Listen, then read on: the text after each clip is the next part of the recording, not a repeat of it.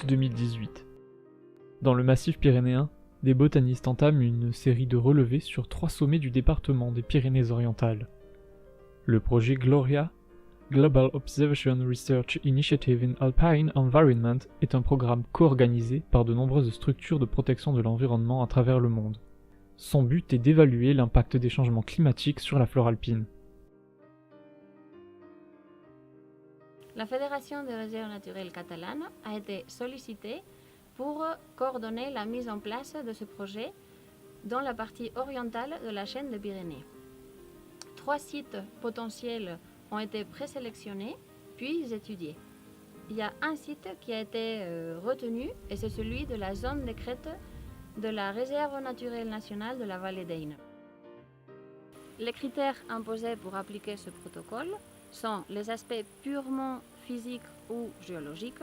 Les 4 sommets sont exposés au même climat régional, présentent une végétation, des modèles de végétation des régions de montagne, tout au long d'un gradient altitudinal.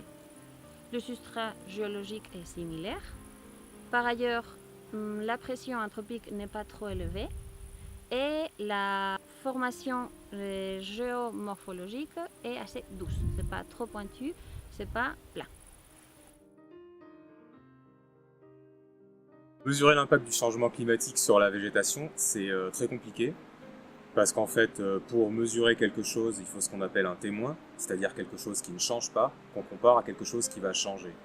Or, on ne peut pas bloquer l'évolution du climat sur la planète Terre dans une partie pour comparer à ce qui se passe là où ça continue à évoluer.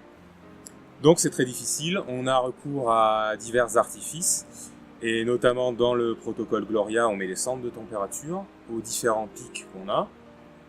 Et ce qu'on va faire, c'est voir s'il y a une corrélation entre les températures enregistrées et la composition de la flore qu'on a pu recueillir. C'est pas sûr qu'on arrive à voir quelque chose au niveau de notre site ici.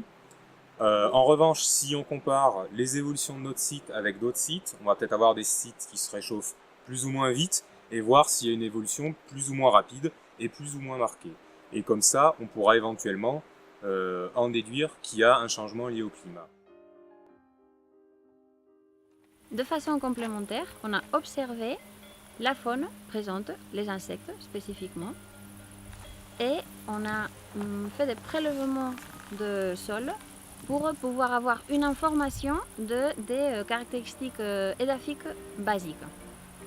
Le tout accompagné d'un ensemble de mesures et de documentation photographique qui vont nous aider à retrouver les mêmes parcelles dans 7 ans.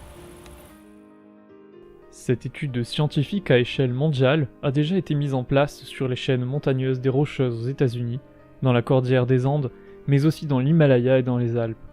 Elle permettra sans doute de constater et peut-être aussi de comprendre les changements qui se déroulent dans les environnements extrêmes mais sensibles des altitudes supérieures à 2500 mètres.